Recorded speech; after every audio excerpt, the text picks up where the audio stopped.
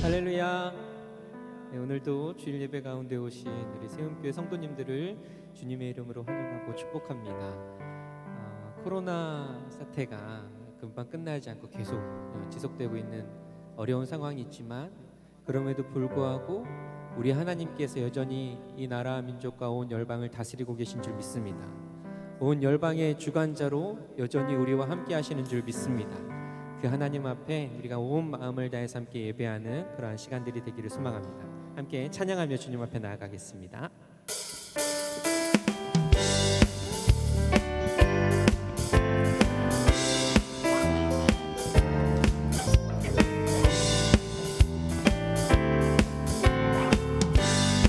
나 주의 믿음 갖고, 나 주의 믿음 갖고 홀로 걸어도, 나 주의 믿음 갖고 노래 부르네. 높은 구름 몰아치고 하늘 덮어도, 나 주의 믿음 갖고 실망치 않네. 주는 내 친구, 주는 내 친구, 진실한 친구, 끝날까지도 주지하리. 높은 구름 몰아치고 하늘 덮어도, 나 주의 믿음 갖고, 우리 주님 바라보면서 다시 한번 나 주의 믿음 갖고 홀로 걸어도, 나 주의 믿음 갖고 노래 부르네. 폭풍 구름 몰아치고 하늘 덮어도, 우리 주님을 향한 믿음으로 주의 믿음 갖고 실망치 않네. 주는 내 친구, 진실한 친구, 끝날까지도 주지하리. 폭풍 구름 몰아치고 하늘 덮어도, 나 주의 믿음 갖고 실망치 않네. 내 주는 선한 목자, 나를 인도해, 아멘. 사망의 골짜기로 다닐지라도 주님께서 나의 길을 인도하시니, 나 주를 따라가리 언제까지나. 주는 내 목자, 선하신 목자, 어디 가든지 우리와 함께 하시네. 주님께서 나의 길을 인도하시니, 나 주를 따라가리. 우리 주님을 향한 믿음의 고백으로, 주는 내 목자, 주는 내 목자, 선하신 목자, 어디 가든지 우리와 함께 하십니다. 할렐루야, 아멘. 주님께서 나의 길을 인도하시니, 나 주를 따라가리 언제까지나. 슬픈 마음 있는 사람, 슬픈 마음 있는 사람, 예수 이름 믿으면 영원토록 변함없는 기쁜 마음 얻으리. 예수의 이름은 세상의 소망이요, 예수의 이름은 천국의 기쁨이세. 거룩하신 주의 이름 너의 방패 삼아라. 환난 시험 당할 때에 주께 기도드려라. 예수의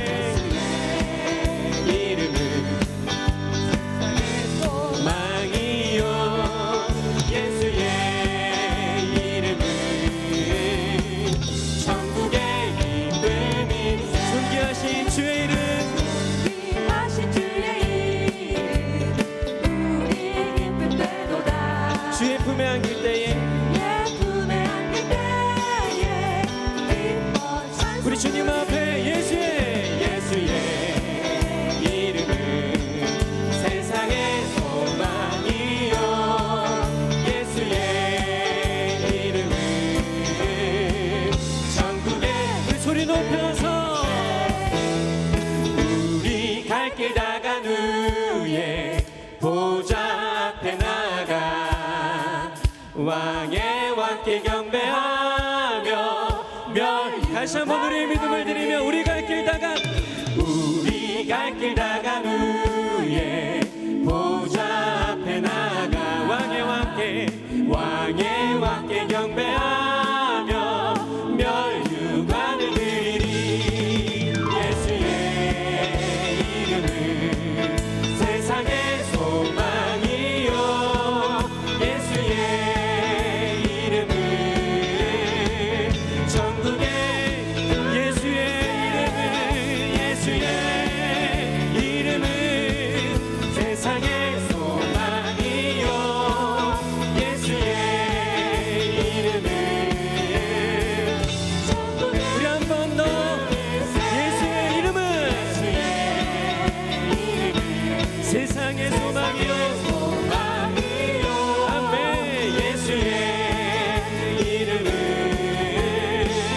천국의 기쁨일세 아멘 우리의 소망이 되신 그 주님 앞에 우리 감사와 영광의 박수를 드리겠습니다 할렐루야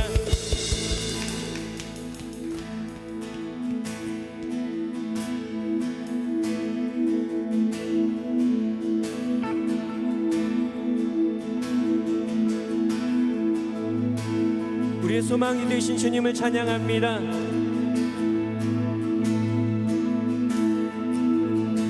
주 예수보다 귀한 것은 없네 주 예수보다 더 값진 것은 없네 날 위해 죽으신 주 바꿀 수 없네 세상 자랑 즐거움 비길 수 없네 주 예수보다 더 주 예수보다 귀한 것은 없네 주 예수보다 더 값진 것은 없네 날 위해 죽으신 주 바꿀 수 없네 세상 자랑 즐거움 비길 수 없네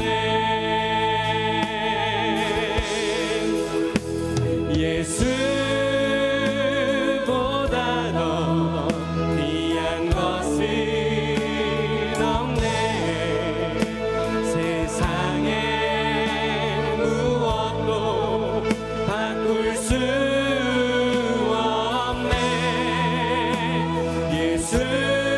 예수보다 더 귀한 것은 없네 내 삶의 모든 것 대신 예수 우리 이번에는 자매님들의 목소리로 주의 예수보다 귀한 것은 없네 주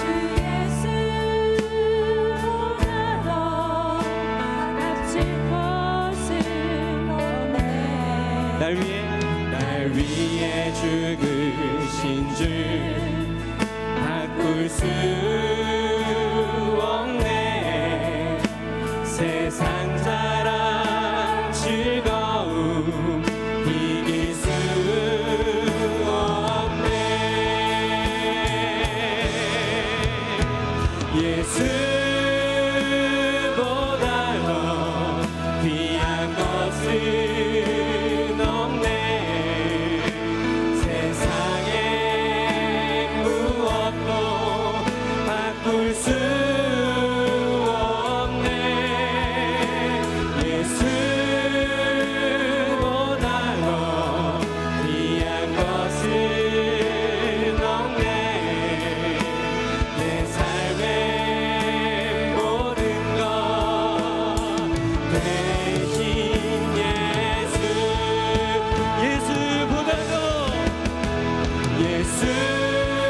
예수보다 더 귀한 것은 없네. 세상에 무엇도 바꿀 수 없네. 예수보다 더 귀한 것은 없네. 내 삶의 모든 것 대신 우리의 마음을 담아 예수보다 더 예수보다 더 귀한 것은 없네. 세상에 무엇도 바꿀 수 없네. 아멘. 예수보다 더 귀한 것은 없네. 내 삶의 모든 것 대신 예수. 내 삶의 모든 것 내 삶의 모든 것 대신 예수. 내 삶의 모든 것 내 삶의 모든 것 대신 예수.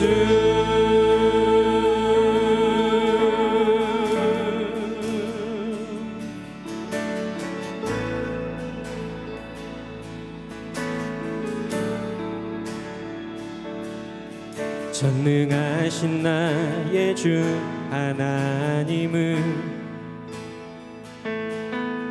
능치 못하실 일 전혀 없네. 우리의 모든 간구도 우리의 모든 생각도 우리의 모든 꿈과 모든 소망도 신실하신 나의 주 하나님은 우리의 모든 괴로움 우리의 모든 괴로움 바꿀 수 있네. 불가능한 일 행하시고 죽은 자를 일으키시니 그를 이길 자 아무도 없네. 주의 말씀을 지하여 깊은 곳에 금을 던져 오늘 그가 놀라운 일을 이루시는 것 보라. 주의 말씀을 지하여 깊은 곳에 금을 던져 있는 자에게 능치 못함 없네. 다시 한번 고백합니다. 전능하신 나의 주 하나님은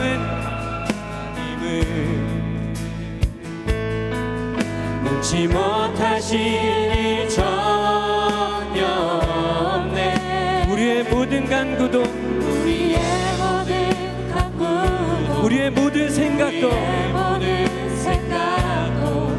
우리의 모든 꿈과 모든 소망도 신실하신 나의 주 하나님은 우리의 모든 괴로움 바꿀 수 있네. 불가능한 일 행하시고 죽은 자를 일으키시니 그를 이길 자 아무도 없네.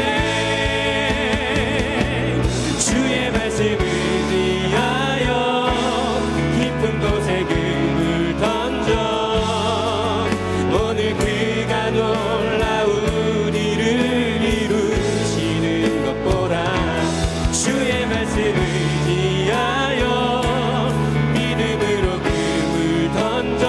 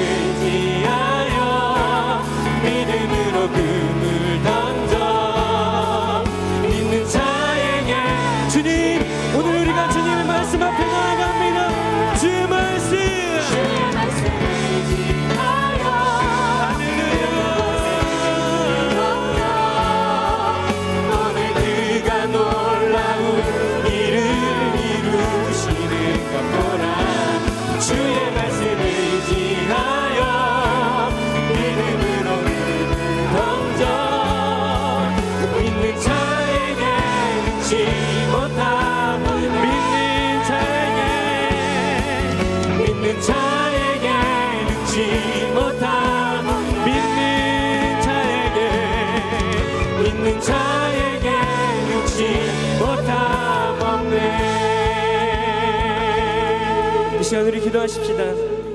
하나님, 예배의 자리 가운데 나왔습니다. 하나님의 말씀 앞에 나아가기 위해서 저희 있는 모습 그대로를 가지고 주님 앞에 나왔습니다. 주님, 피하는 것이 아니라 말씀 앞에 바로 서게 하여 주시고 그 말씀으로 우리의 삶을 새롭게 하는 시간들 되게 하여 주시옵소서. 하나님, 전능하시고 신실하심을 믿고 그분 앞에 우리의 모든 것을 드리며 나아가는 예배의 시간 되게 하여 주시옵소서. 오늘도 말씀을 들고 단위에 서시는 담임 목사님 가운데 머리부터 발끝까지 성령으로 충만하게 채워주시옵시고 그 말씀 가운데 주의 능력을 더하여 주셔서 우리의 굳은 마음들이 깨어지고 높아진 것들이 낮아지고 하나님, 겸손하게 주님 앞에 그 말씀으로 나아가는 시간들 되도록 그 주님의 통로로 사용하여 주시옵소서. 우리 주여 한번 크게 외치고 함께 통성으로 기도하겠습니다. 주여,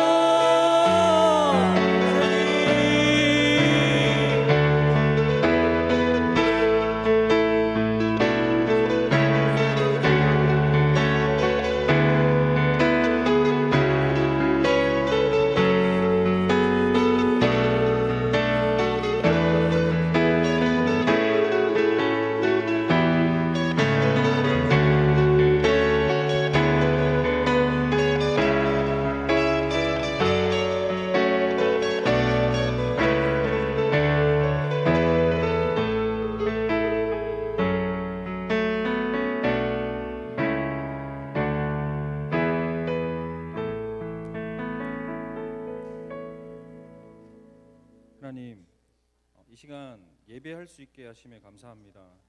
아무도 알지 못하지만 하나님만 아시는 그 죄를 안고 우리가 이곳에 나왔습니다. 하나님, 우리 각자의 죄를 용서하여 주시옵소서. 각자의 자리에서 지난 한 주간을 살며 주신 은혜를 다 기억하지 못하고 다 깨닫지 못하지만 그 은혜 아니면 살 수 없음을 고백합니다.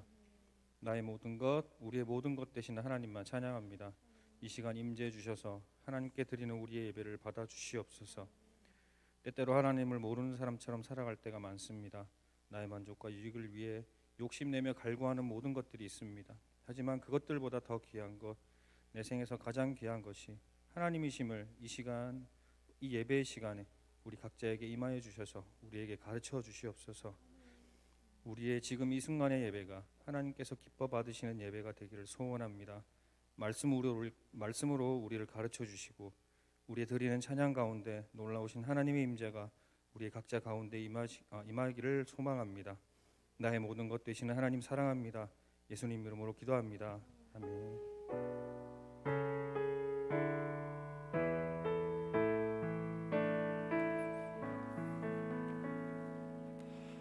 하나님 말씀은 사도행전 19장 21절입니다. 사도행전 19장 21절 우리 한 목소리로 같이 읽겠습니다. 사도행전 19장 21절 같이 한 목소리를 읽겠습니다. 이 일이 있은 후에 바울이 마게도냐와 아가야를 거쳐 예루살렘에 가기로 작정하여 이르되 내가 거기 갔다가 후에 로마도 보아야 하리라 하고. 할렐루야. 다시 한번 크게 인사할까요? 할렐루야. 하나님의 말씀을 통해 큰 은혜 주실 줄 믿습니다. 사도행전 좀 진짜 지겹죠? 어떡하죠? 2년은 더 해야 돼요. 2017년부터 지금 계속 한 절 한 절 씹고 있는데 우리가 왜 2000년 전에 한 번도 보지도 듣지도 못했던, 그리고 가보지도 못했던 그 땅에 바울의 흔적들을 살펴보는 이유는 우리가 지금 예배하고 온 나라가 참 이렇게 모이는 것을 염려하는 이때 위험을 무릅쓰고서라도 이렇게 나와서 예배를 드리는 그 이유가 무엇인가, 그리고 이것이 하나의 내 마음의 평안이나 안식을 주기 위한 종교가 아니라 내 삶, 어쩌면 내 삶에 넘어서 내 자녀와 내 가족의 모든 삶의 전부를 걸어야 하는 그 이유가 무엇인가를 우리가 꼼꼼하게 살펴보는 것이 아니겠습니까? 바울은 에베소에서 2년 동안 티란노스 콜레 두란노의 소원에서 모든 사람들이 하루 종일 일하고 땀에 찌든 몸을 잠시 쉬는 그 시에스타 낮잠 시간에 그 찌는 듯한 더위 속에 말씀을 전했고, 그 말씀을 받았던 많은 사람들이 그들의 마음속에, 그들의 삶 가운데 뿌리를 내리고 그리스도 예수의 삶의 열매들이 나타났습니다. 많은 열매가 맺혀졌죠. 에베소뿐만 아니라 소아시아에 사는 많은 사람들은 바울의 말씀을 들었고 그리고 예수의 제자가 되었습니다. 많은 열매가 있었다고 누가는 기록하였습니다. 그리고 또 하나님은 바울의 손을 통하여 참 매우 이례적이고 희한한 능력을 행하기를 결심하였습니다. 평소 바울이 선교여행 가는 데마다 손을 뻗어 기도하면 병자가 낫고 또 안수하면 귀신이 떠나갔는데, 이제는 바울이 안수 기도하는 것은 말할 것도 없고 바울의 땀내 가득 배어 있는 누더기 같은 천조각에 불과한 그 손수건이나 앞치마만 던져도 병이 낫고 귀신이 떠나가는 이러한 놀라운 일들이 많이 일어났습니다. 그렇게 매우 이례적이고 매우 신기한 그러한 능력들이 나타났음에도 불구하고 바울은 자신의 손수건이나 자신의 앞치마마저도 귀신과 병을 고칠 수 있는 신기한 능력이 있음, 그러한 존재라는 사실을 자신이 복음을 전하는 일에 사용하지 아니하고 오직 밤낮 말씀을 전하고 말씀을 가르치고 그 말씀대로 살아내기 위하여 우리가 치러야 될 대가가 무엇인지를 함께 말이 아니라 삶으로 그렇게 말씀을 심었습니다. 그 결과 바울의 신비한 능력을 바라보고 또 기대하고 모여든 수많은 무리가 아닌 오직 말씀 하나 때문에, 이 말씀을 통하여 마치 우리가 저 2000년 전 에베소에 일어난 이 일이 우리에게 무슨 의미가 있을까 이런 생각이 있는 것처럼, 그 에베소 사람들이 한 번도 보도 듣지도 못했던 중동의 그 히브리 땅에, 저것도 변방에 불과한 갈릴리의 나사렛 예수가 바로 하나님의 아들이시고 창조주이시며 나의 구주라는 사실을 그들이 믿고 그리고 그 예수의 제자가 되기 위하여 삶의 대가를, 그 삶의 대가가 나의 생업과 나의 모든 생존과 관련되어 있다 할지라도 그것을 거침없이 결단하는 그러한 수많은 사람들이 일어났고, 누가는 그 일을 통하여 하나님의 말씀이 이와 같이 힘이 있어 흥왕하여 큰 세력을 얻었더라.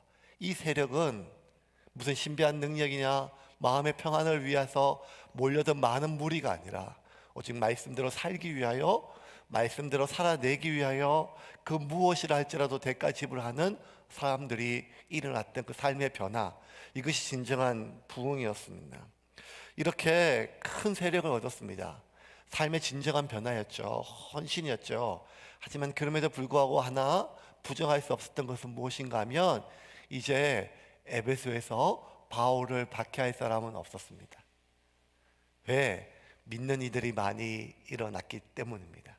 그리고 그 믿는 이들의 삶의 결단이 단지 내가 이번 안식일날, 이번 주일날, 이번 일요일날은 저쪽 교회 가서 한번 설교를 듣고 내가 한번 찬양도 한번 들어보리라, 이런 마음의 결단이 아니라 자신의 목숨까지도 그 하나님을 위하여 드리고자 하는 결기서린 결단이 있는 사람들이 많이 일어났을 때 정말 큰 세력이 되었죠. 이제 이런 큰 세력을 얻은 바울은 에베소에서 안정적으로 사역할 수 있었고, 또 하나 지속적으로 사역하면서 비로소 바울은 이 에베소에서 안식할 수가 있었습니다. 바울이 다메섹 도상에서 예수님을 만나 부활하신 예수님을 만나고 회심한 이후로 어쩌면 가장 오랜 기간 동안 한 지역에 머문 곳은 고린도 다음에 이 에베소였습니다. 고린도보다 훨씬 더 긴 기간을 에베소에서 머물렀죠. 이제 이 바울이 이 에베소에서 정착하고 안주할 수 있는 모든 여건들이 다 마련되었어요. 무엇보다 이제 큰 세력이어서 바울을 핍박할 사람들은 없었습니다.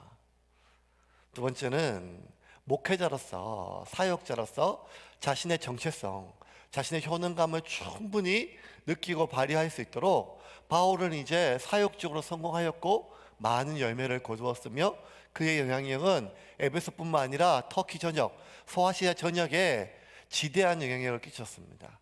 그리고 또 하나, 바울은 이제 에베소에서 천막 고치는 이 일로 자리를 크게 잡았습니다. 크게 해봐야 많은 돈을 고치는 것이 아니라 기왕이면 사람들이 천막 고칠 때 이 바울한테 오지 않겠습니까? 그래서 그 땀내나는 손수건이라도 하나 얻어가야 뭐가 되지 않겠습니까?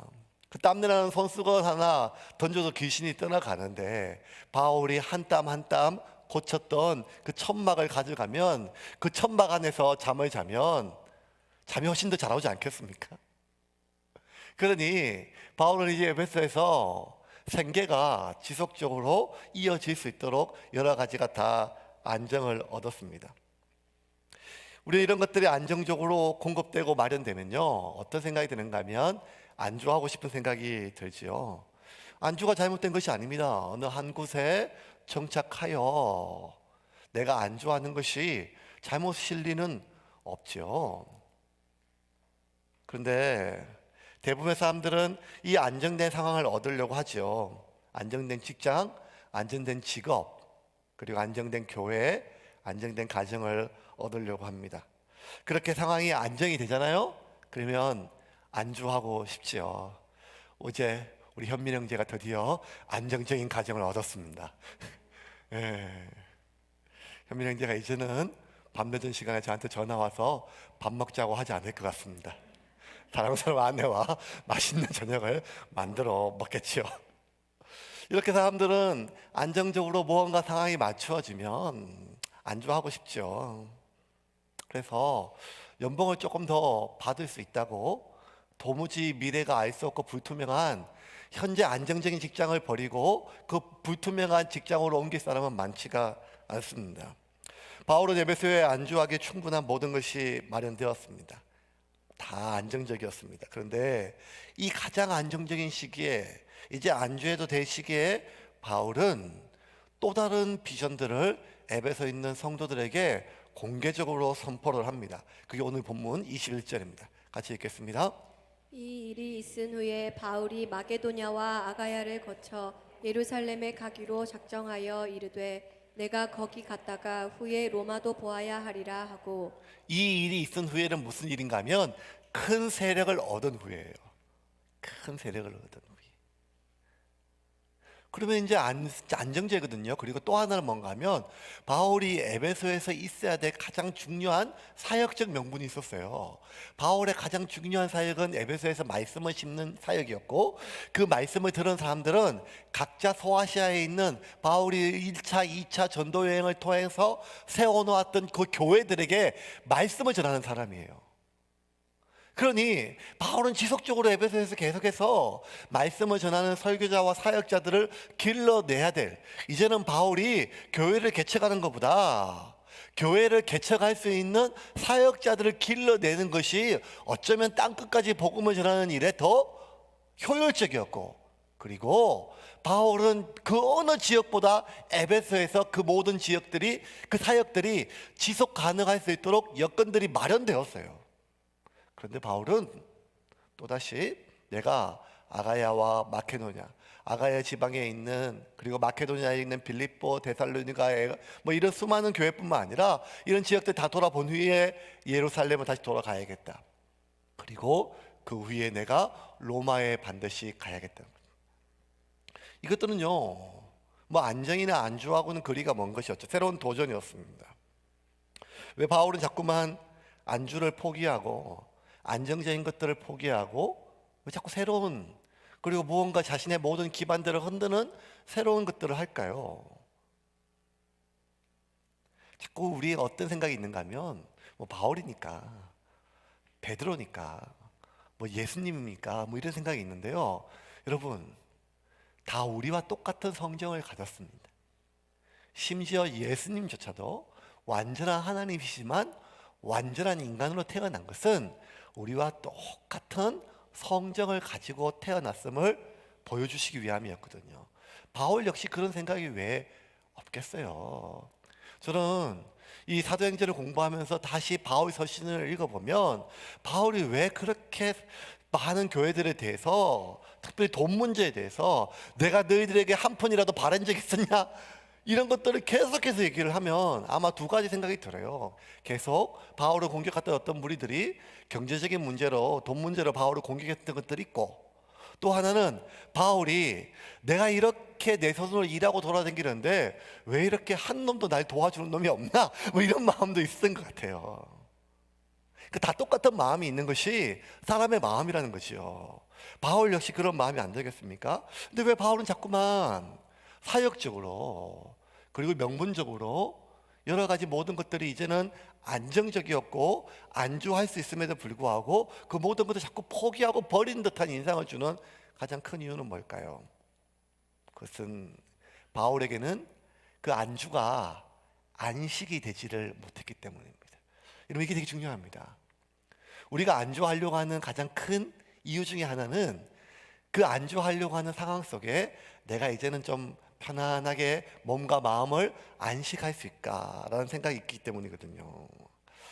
참 애들 키우면 신기한데 이제 애들 좀 크면 명절 때마다 이제 특별히 설날 때 세뱃돈 받으려고 세배를 하잖아요.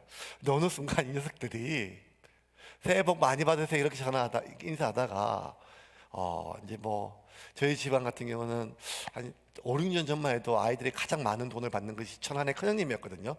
장사를 크게 하시니까. 근데 언제부턴가 새해 복 많이 받으세요 이렇게 세배하다가 이제는 뭐라는가 하면 부자 되세요, 돈 많이 버세요 이렇게 인사를 해요. 이게 뭐 바뀐 것 같아요. 이제는 새해 복보다 돈이 많이 벌고 그리고 부자 되는 것이 복이 되는 그런 덕담이 바뀌는 시대가 되었습니다. 맞죠? 돈 많이 벌고 모아둬서 편안한 노후를 사는 것, 안정된 그런 노후를 보내는 것은 어쩌면 수천 년 동안 어쩌면 우리 인간의 가장 현실적인 목표가 되었습니다. 그런데 그 편안하고 안전한 노후, 안정적인 노후에 우리가 안식할 수 있다는 생각은 많은 사람들이 가지고 있는 종교에 상관없이 동일한 생각인 것 같아요.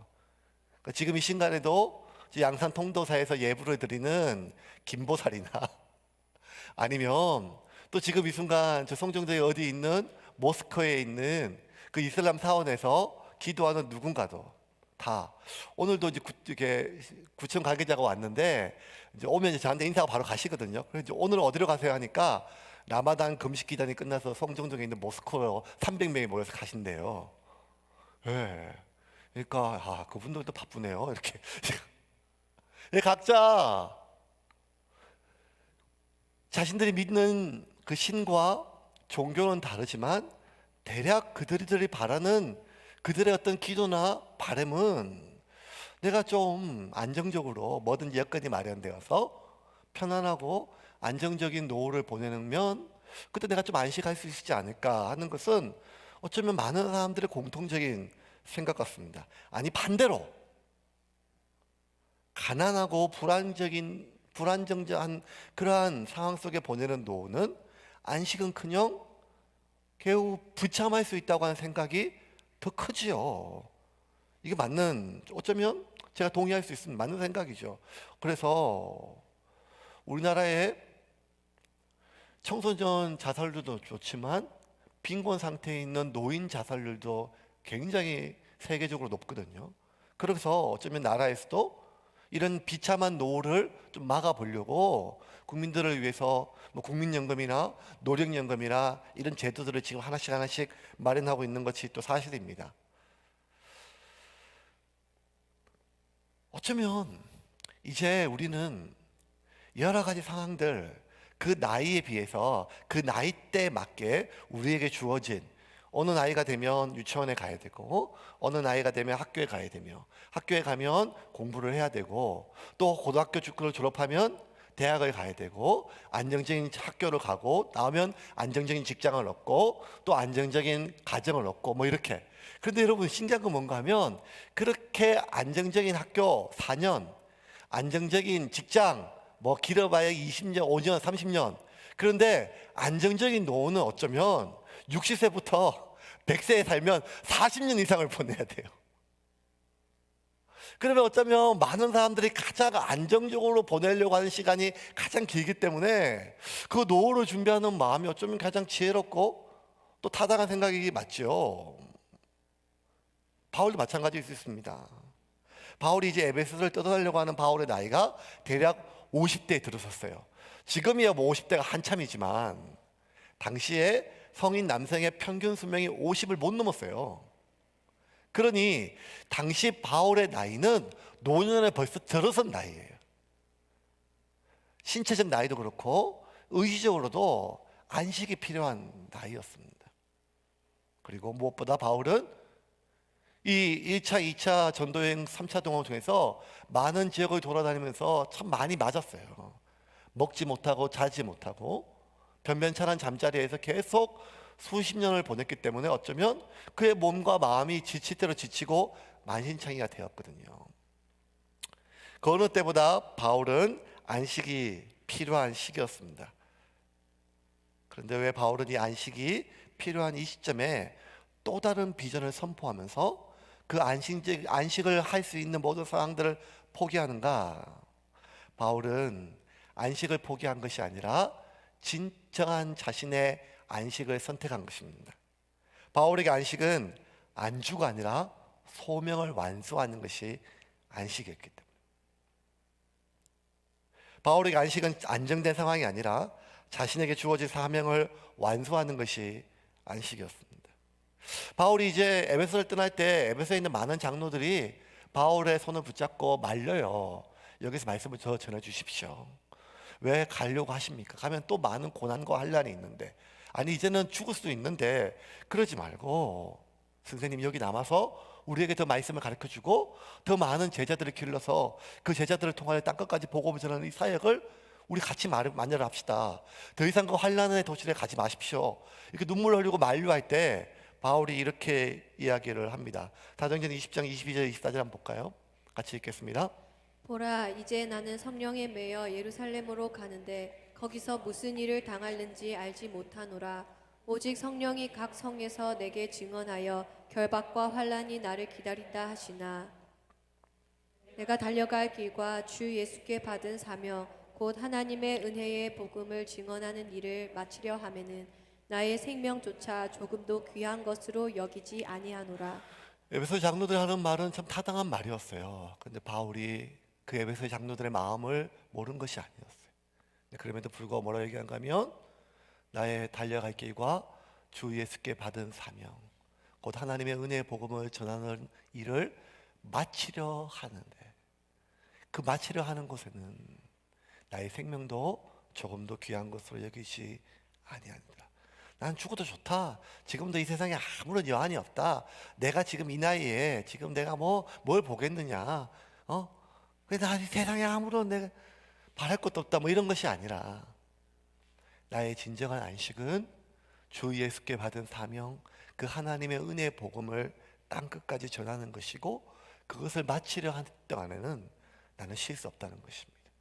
세상 모든 민족이 구원을 얻기까지 하나님이 쉬지 못하는 것처럼 바울 역시 나의 참된 안식은 이 소명을, 이 사명을 마치는 것이다. 사람에 따라서 좀 기질이 좀 다른 것 같아요. 저는 제가 하고 싶은 일을 할 때 마음이 참 안식을 얻거든요. 저희 집사람은 해야 될 일을 끝마쳤을 때 안식을 얻어요. 그래서 가끔씩 애들 어릴 때 집에 저녁에 들어가면 한 집사람이 이렇게 얘기해 애들한테 엄마 오늘 퇴근이야 건들지 마 이렇게 그런 말들이 이해가 좀 되죠. 그러니까 우리 마음속에는 어떤 해야 될 일, 마쳐야 될 일, 그거 마치지 않기 전까지는 우리가 안식을 얻을 수가 없죠. 자식을 낳았으면 공부를 시키고 공부를 시켰으면 결혼을 시켜야 그때 비로소 내가 이제 부모로서 도리를 다 했구나. 내가 이렇게 이제는 내가 안심할 수 있겠구나. 이런 마음이 있는 것처럼 어쩌면 우리가 어떤 일을 마치는 것이 나에게 안식을 줄 수도 있겠지요. 그런데 바울은 유난히 그게 더 심했던 것 같아요. 하나님이 내게 주셨던 그 사명, 그 소명, 그 예수의 복음을 전하는 일을 마칠 때까지는 나는 쉴 수가 없다고 했습니다. 바울은 그 맡아야 하는 사명, 그 은혜의 복음을 전하는 일을 완성하기 위해서는 반드시 예루살렘을 가야 되고 그 후에 반드시 어디를 가야 되는가 하면 로마에 가야 됐습니다. 21절 다시 한번 볼까요? 21절입니다. 본문 같이 보겠습니다. 이 일이 있은 후에 바울이 마게도냐와 아가야를 거쳐 예루살렘에 가기로 작정하여 이르되 내가 거기 갔다가 후에 로마도 보아야 하리라 하고. 자, 후에 로마도 보아야 하리라. 이렇게. 그 얘기는 지금 원문에는요, 데이라고 하는 must라고 영어로 따져보면 그런 조건질이 하나 있어요. 그러니까 뭔가 하면 동사가 하나 들어가 있는데 데이란 그 말은 내가 반드시 해야 된다고 하는 그런 필요성이 있어요. 그러니까 이걸 직역하면요, 내가 꼭 반드시 로마도 꼭 가봐야 된다는 거예요. 왜 그럴까요? 로마 세계 중심이니까 모든 길은 로마와 연결되어 있으니까 로마에 말씀을 심으면 전 세계 땅끝까지 그 말씀이 흘러가는 것은 당연하니까 로마로 가서 말씀을 심는 것 어쩌면 당연하겠죠. 그러니 바울에게 있어서 로마는 비전입니다. 내가 로마도 가야겠다. 로마에도 교회를 개척하고 로마에서도 말씀을 전하고 로마에서도 복음을 전해야겠다. 그런데 이 로마를 향한 바울의 비전이 어쩌면 야망이 아니었을까요? 왜냐하면 저도 한때 미국 가서 공부하고 싶었던 생각이 있었거든요. 그때는 친구들이 막 놀렸어요. 신학대학원 때 한국말도 발음이 제대로 안 되면서 뭘 미국까지 가서 이렇게 하려고 해. 야, 거기 가서 열심히 공부해가지고 훌륭한 목사가 되야겠다. 뭐 이렇게 하는 것들. 그래서 내가 한번 해보거든요. 미국 가서 한번 공부하고 기왕이면 서울 가서 한번 교회를 사역하고 뭐 이런 마음들 어쩌면 그렇게 비전으로 이야기되지만 우리 속에 우리의 욕망과 우리가 이루지 못했던 미해결 욕구나 우리의 야망과 혼재되어 있는 것이 어쩌면 이 비전이란 말이 굉장히 혼란스러운 경우가 참 많거든요. 목사님이 우리 교회는 꼭 1000명이 돼야 됩니다.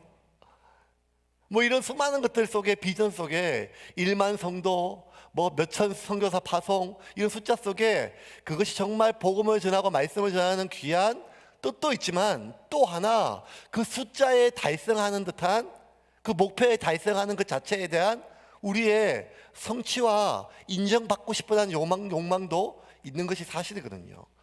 로마에 가서 복음을 전하고 로마에 가서 교회를 개척하는 것 복음을 위해서 반드시 효율적이고 타당한 일이지만 어쩌면 또 하나 바울에게 있어서 로마는 욕망인 것일 수도 있고 또 야망일 수도 있습니다. 왜냐하면 사람들은요 안정적인 상황에 안주하는 것도 안시 그렇지만 어떤 종류의 사람들은 어떤 큰 목표를 설치하고 정해놓고 그 목표를 달성하는 것이 자신의 안식이 되는 사람도 많거든요. 히틀러는 아리안 민족이 독일 민족이 전 세계를 정복하는 것이 비전이었어요. 그리고 그 비전을 그 히틀러의 그 독일군이 전 세계를 정복할 완성하는 그날을 상상하는 것만으로도 히틀러는 날마다 안식을 얻었어요. 그래서 히틀러의 그 여러 가지 역사의 자료들을 보면 히틀러가 좋아하는 것이 뭐였는가 하면 자기 집무실에 큰 그 미니아처들이 있는데 그게 뭔가 하면 나중에 전 세계를 통일했을 때 로마처럼 전 세계를 통치하는 계획 도시를 만드는데 그 계획 도시의 극장, 뭐 도서관, 했던 그 소형 모형들을 바라볼 때마다 마음이 참 평안하고 마치 제가 바다에서 찌를 바라볼 때 마음이 편안한 것처럼 그런 안식을 얻었다는 얘기가 있더라고요. 어떤 사람들은요 그 비전을 세워놓고 그 비전을 성취하거나 그 비전에 가까워 가는 것이 안식일 수가 있습니다. 그런데 이 비전과 안식이 얼마나 혼재되어 있습니까? 내가 꼭 은퇴할 때는 교장으로 은퇴하겠다고 생각하는 선생님이 그 비전일 수도 있고 내가 진짜 이 고생까지 하였는데 이 회사에서 은퇴할 때는 꼭 별을 닮고 임원이 돼야겠다. 그것이 비전인 이 만년 부장도 있고 아니면 평생 부사관으로 온갖 서름을 다 당했는데 내 아들만큼은 꼭 육사를 보내서 장교를 시키는 것이 비전인 분도 계십니다. 심지어 그리스도의 신부가 되겠다고 그렇게 가톨릭 신부가 되었음에도 불구하고 어느 순간 내가 추기경이 되는 것이 비전인 신부님이 있을 수도 있고, 속세의 모든 인연을 다 끊어버리고 성녀가 되었음에도 불구하고 내가 꼭 본사 사찰의 주지성이 되겠다고 하는 것이 비전인 성녀가 있을 수도 있으며, 부름받아 나선 이 몸 어디든지 가오리다 라고 목사가 되었음에도 불구하고 이제는 어디 서울의 번듯한 교회의 담임 목사가 되는 것이 비전인 목사님이 있을 수도 있습니다.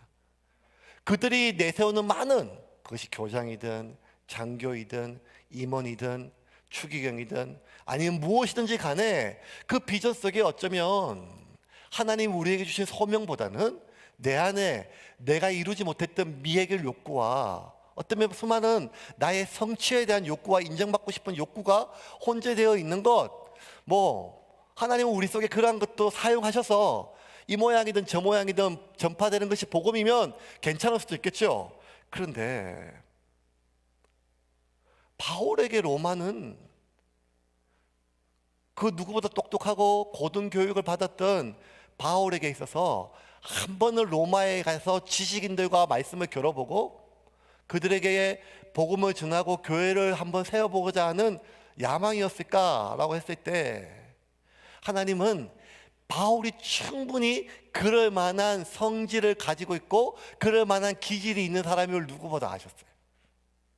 그래서 바울의 비전이 바울의 야망이 아닌 될 수 있게 하기 위해서 하나님은 바울을 철저하게 깨뜨리고 부수는 시간들이 있었답니다.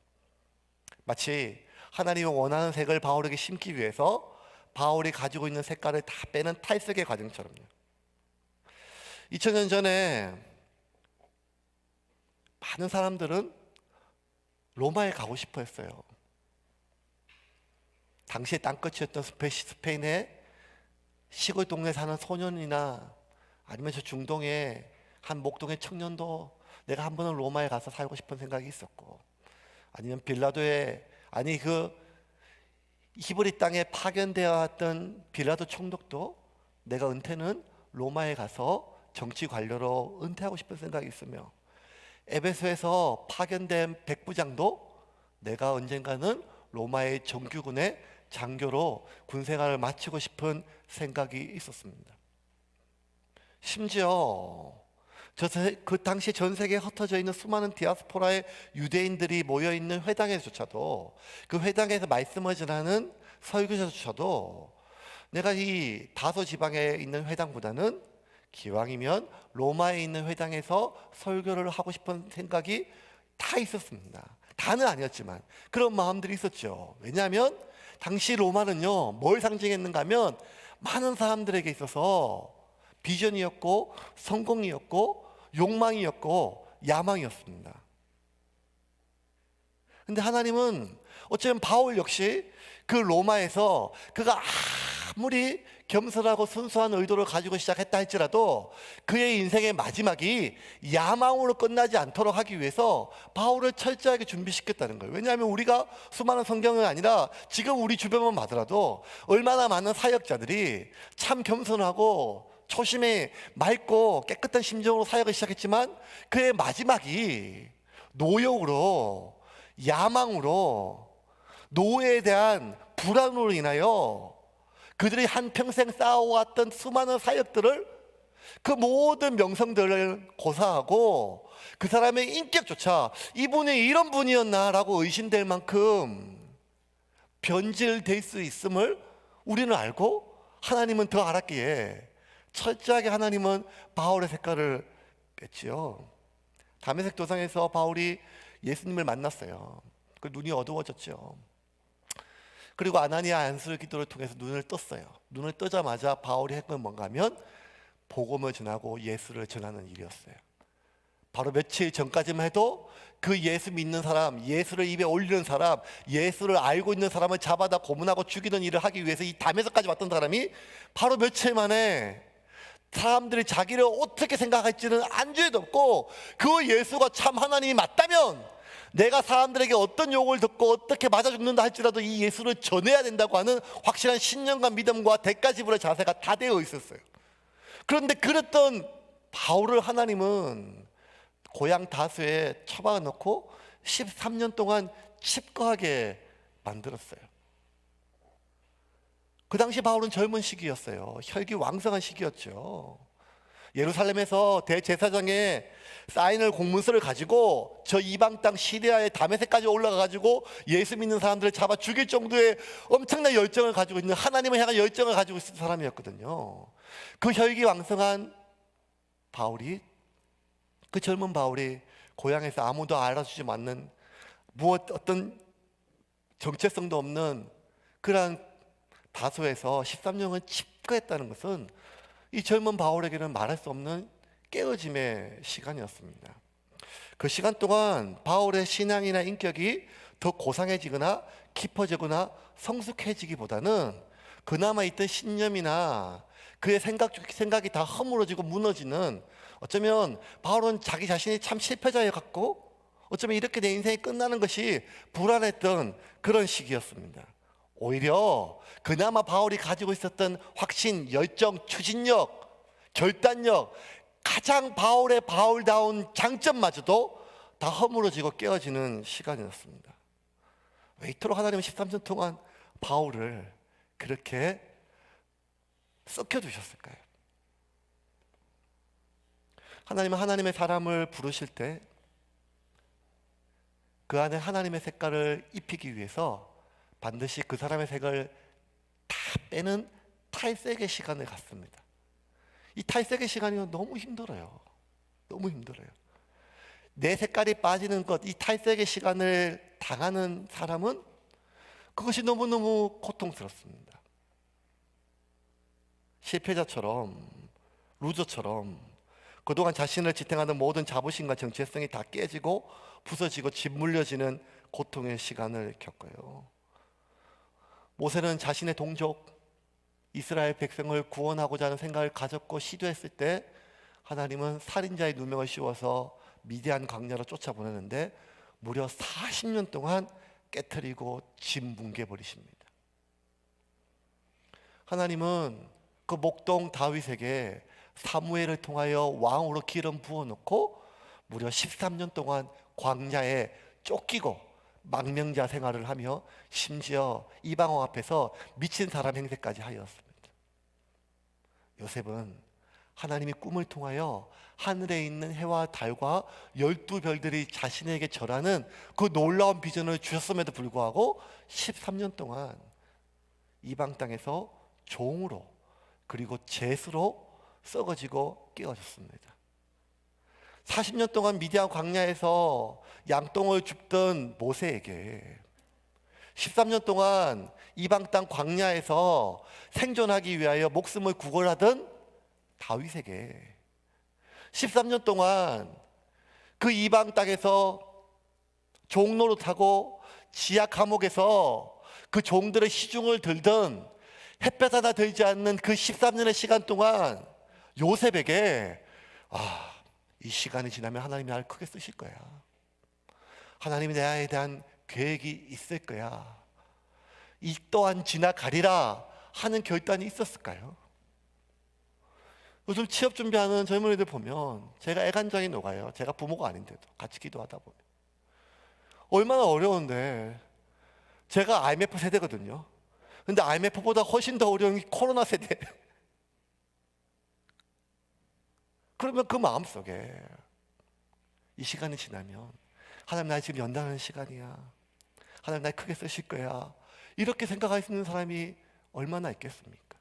사방의 우겨싸움을 당해서 숨조차 쉴 수 없는 상황들이 반복되고 하나 해결하면 또 다른 문제가 자꾸 올라오고 또 하나 또 해결도 아니라 자꾸만 문제만 쌓여지고 이 문제 속에 언젠가 나는 더 이상 숨도 못 쉬고 그냥 이대로 인생이 끝날 것 같은 상황 속에 이 또한 지나갈 거고 이 시간이 지나면 하나님이 나를 크게 쓰시고 나를 연단시키는 시간이다 라고 생각할 수 있는 사람은 많지가 않습니다. 모세가 그랬고 다윗이 그랬고 요셉이 그랬고 바울도 그랬어요. 나는 깨어지고 있고 나는 잊혀지고 있고 나는 망가지고 있으며 나는 부서지고 있고 나는 실패자로 이렇게 소멸되어 가고 있다고 생각했어요. 이들의 생각은 맞아요. 그들은 소멸되어 가고 있었어요. 근데 단지 그들의 전 삶이 소멸되어 간 것이 아니라 내 안에 남아있는 철저하게 나의 생명 밑바닥까지 남아있는 나의 야망, 나의 성취와 인정받고 싶은 그 욕구, 내 삶의 모든 안정적인 기반, 나의 안식을 물질적, 관계적, 사람들의 기반을 두고자 하는 이 끝까지 있는 돈에 대한 의지하는 그 마음, 이 모든 것들을 하나님은 소멸시켜 하나님의 색깔로 덧입히기를 원하셨어요. 그걸 보면요, 참 저는 신기한 게 뭐가 신기한가 하면, 아니 그 고래 힘줄 같은 바울도 13년인데, 아니 요셉도 13년이고 다윗도 한 대충 13년인데 왜 모세만 40년을 그렇게 애매겼을까? 13년 그래도 이 사람들 한참 쓰여봤을 때 청년기였는데 다 늙어가는 80세에 왜 모세를 불러가지고, 그걸 보면 진짜 세고 센 사람 중에 가장 센 거는 모세였던 것 같아요. 그 시기를 안 그쳤으면 모세가 가나안 넘자마자 가나안에 있는 모든 지파의 땅마다 자기 동상을 세웠을 거예요.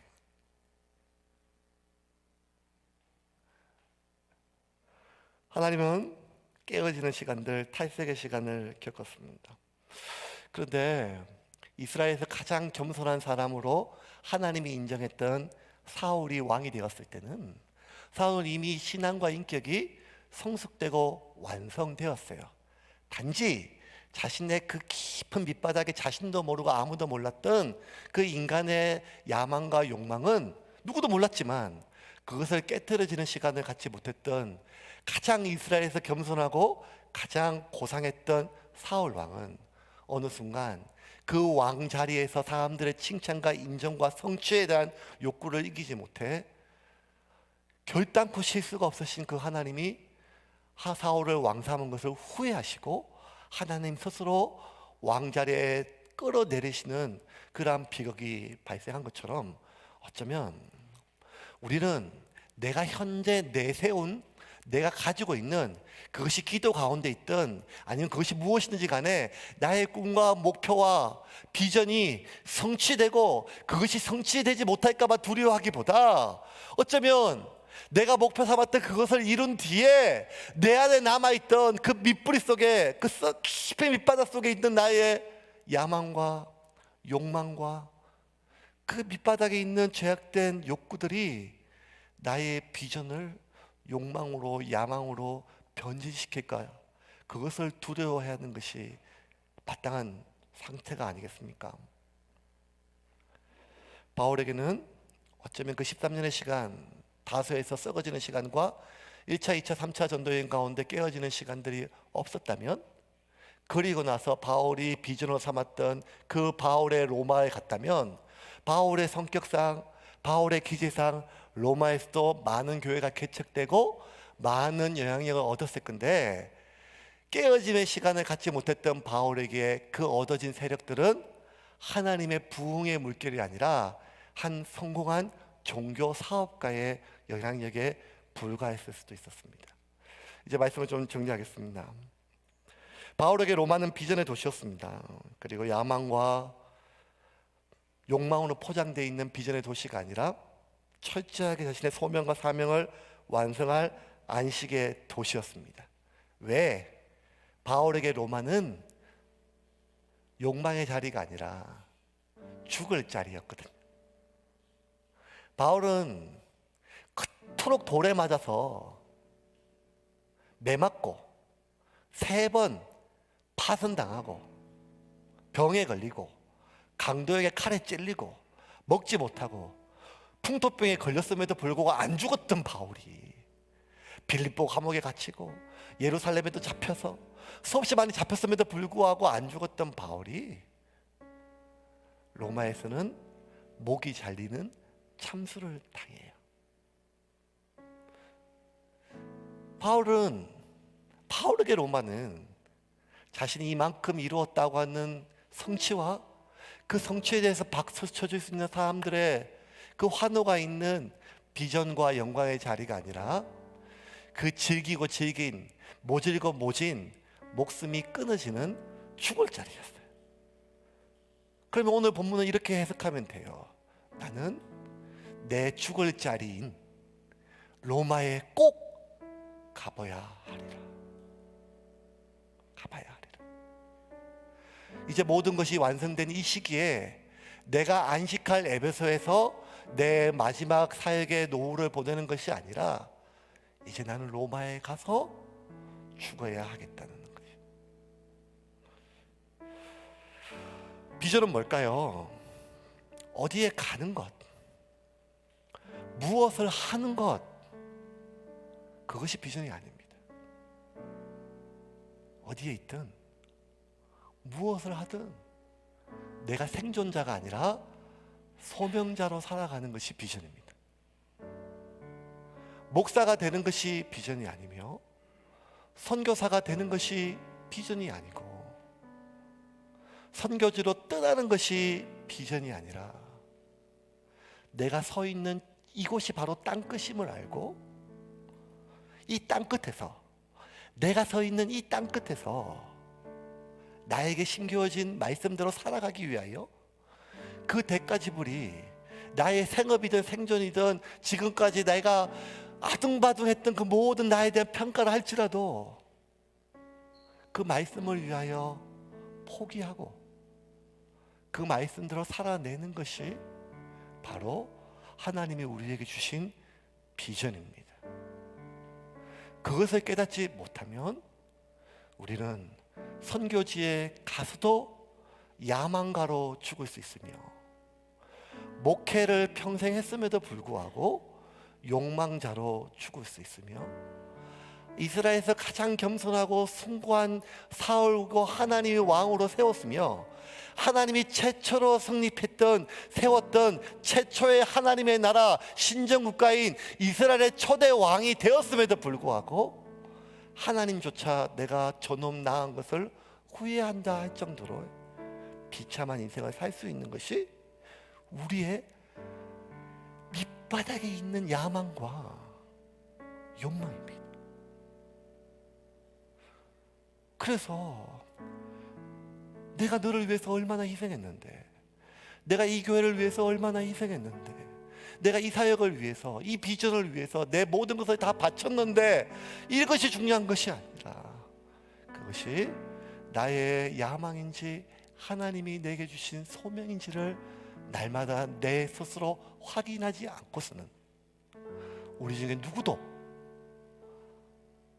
나 자신을 자신할 수 있는 그런 사람은 없다는 것입니다. 바울은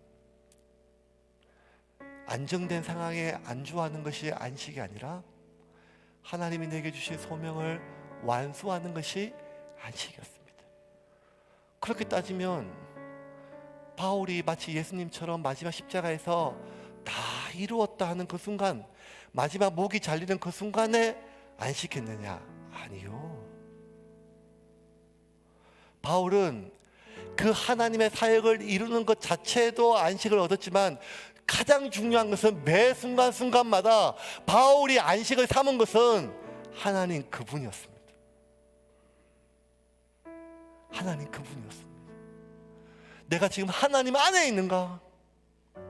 내가 지금 하나님의 부르심 안에 있는가? 내가 하나님의 소명 안에 있는가?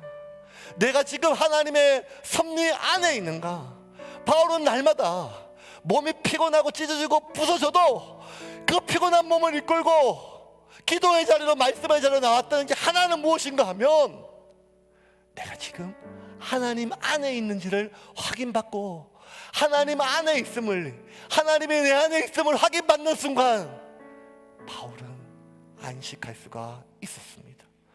그러므로 저는 오늘 예배드리는 여러분들에게 그 바울이 누렸던 하나님의 안식이 임하기를 주님의 이름으로 축원합니다.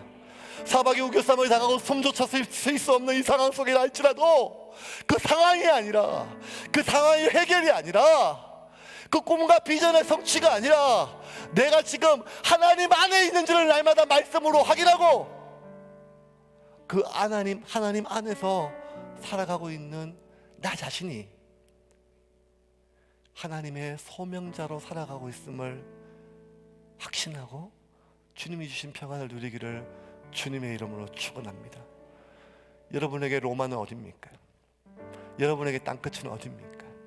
지금 서 있는, 지금 앉아 있는 그곳에 하나님의 사람으로 하나님의 말씀대로 살아가기를 주님의 이름으로 축원합니다.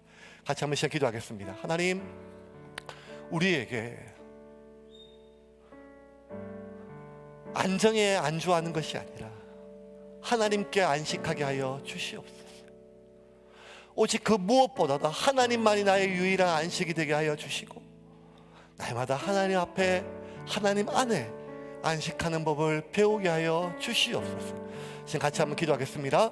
하나님 감사합니다. 저희에게 은혜를 더하여 주시고 능력을 더하여 주시고, 하나님 무엇보다 우리에게 주어진 모든 순간순간마다 하나님의 말씀을 통하여 우리가 참된 안식을 누리고 하나님 안주할 수 있도록 인도함 받기를 소망합니다. 주여, 우리에게 성령의 은혜를 더하여 주시고, 하나님 주여보다 하나님 말씀 가운데 우리가 온전히 살아갈 수 있도록 인도함 받기를 소망합니다.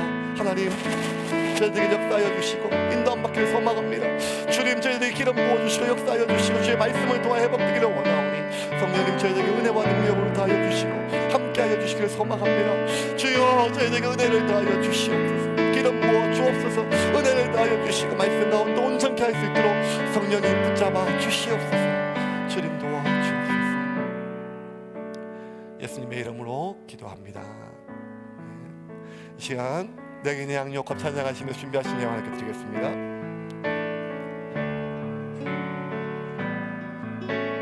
내게 있는 양육합 주께 가져와 그 발 위에 입 맞추고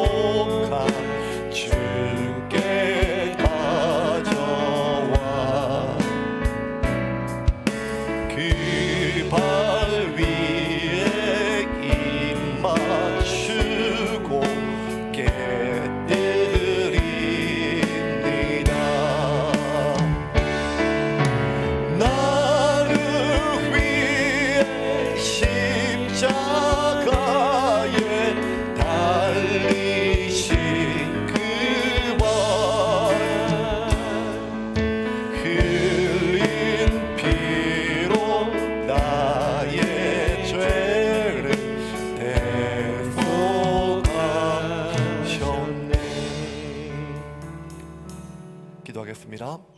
하나님, 정말 힘들고 어려운 시기에도 불구하고 주님께 예배드릴 때 빈손으로 나오지 않고 주의 영광과 시베의 주와 선교원금과 구제 영광과 이 모양 저 모양 작정하여 드린 모든 예물 위에 기름 부어주시고 우리의 물질뿐만 아니라 시간과 생명까지도 주님께 드려지는 거룩한 산제물이 되는 인생 되게 하여 주시옵소서. 묶여있는 생업으로 인하여 참으로 고통당하고 있는 종들의 묶여있는 것들을 주님께서 해결하여 주시고 하나님이 공급하시고 입히시는 삶이 어떤 삶인지를 경험할 수 있도록 주여 저들에게 은혜를 더하여 주시옵소서. 지금 우리 주 예수 그리스도의 크신 은혜와 아버지 하나님의 무한하신 사랑과 성령님의 교통하심이 나의 야망과 욕망의 성취가 아니라 안정된 상황에 안주하는 것이 아니라 오직 하나님 안에, 하나님 소명 안에, 하나님의 섭리 안에, 하나님 사명 안에 참된 안식을 그렇게 누리기를 결정한 우리 모든 주의 성들과 주의 몸된 교회 위에 지금부터 영원토록 함께 있을지어다.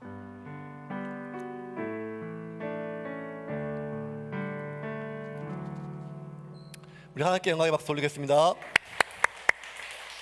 네. 이제 조금 뭐 이렇게 산발적으로 코로나가 또 막 터지고 안 터지면 이제 계속 이제 될 것 같아요. 될 것 같은데 자리가 이제 다 채워진 것 같아요. 조금씩 조금 더 늘어야 될 건데 이렇게 그럼에도 불구하고 우리가 방역 잘 하고요. 하고 오늘부터는 또 약간 문을 좀 열어놨어요. 또 문을 조금 열어놔가지고 환기 좀 되게 이쪽에 창문 열고 저쪽에 좀 뒤에 열고 그리고 이제 계속 주중에 소독하고 이렇게 하지만 그럼에도 불구하고 식사는 당분간은 또 계속 우리가 좀 금하여야겠습니다 하고 예배드리고 또 우리가 그전에는 예배만 드려도 좋겠다 싶었는데 참 마음이 참 간사한 게 예배 끝나니까 그냥 가는 게 너무 아쉬워서 밥이라도 먹여서 보내고 싶은데 그것도 안 됩니다. 그래서 여러분들 그럼에도 불구하고 각 순별로 또 교제하시고 또 여러분 만나시고 연락하셔서 계속 성도의 교제를 놓지 않고 그렇게 이어갔으면 좋겠습니다. 그리고 수요 예배는 계속 좀 상황을 좀 보고요. 이제 조금 더 안정이 되면 수요 예배부터 다시 시작하도록 하겠습니다. 그래서 하지만 이제 수요 예배 시작하고 그 다음에 또 안정되면 순모임하고 이렇게 시작할 건데 그 시기는 계속 상황을 좀 보면서 그렇게 진행할 수 있도록 여러분 하고 어성경 훈련은 이제 지난주부터 시작이 됐어요. 주일날 2개의 반이 시작이 됐으니까 여러분들 그것도 계속 관심 가져주시고 기도해 주시고 훈련 받아주시면 감사하겠습니다.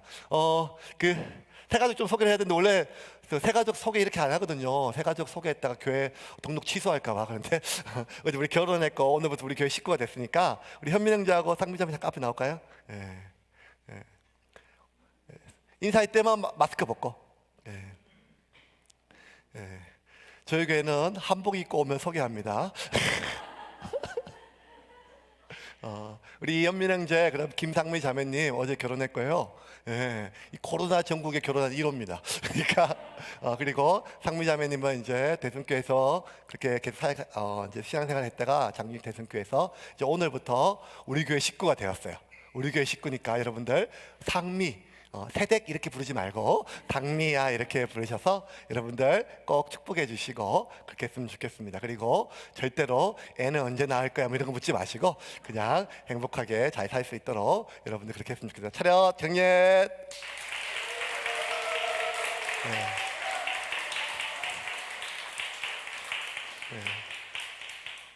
나이 많은 형제님도 장가가면 제가 소개시켜 드릴게요. 그러니까 이렇게 귀한 자매님 데려오시면 꼭 소개시켜 드릴게요. 그러니까 희망을 가지고 하시고 여러분들 이제 또 한 주 동안 열심히 사시고 주중에 우리가 개인적으로 기도하러 오신 분들 여전히 많거든요.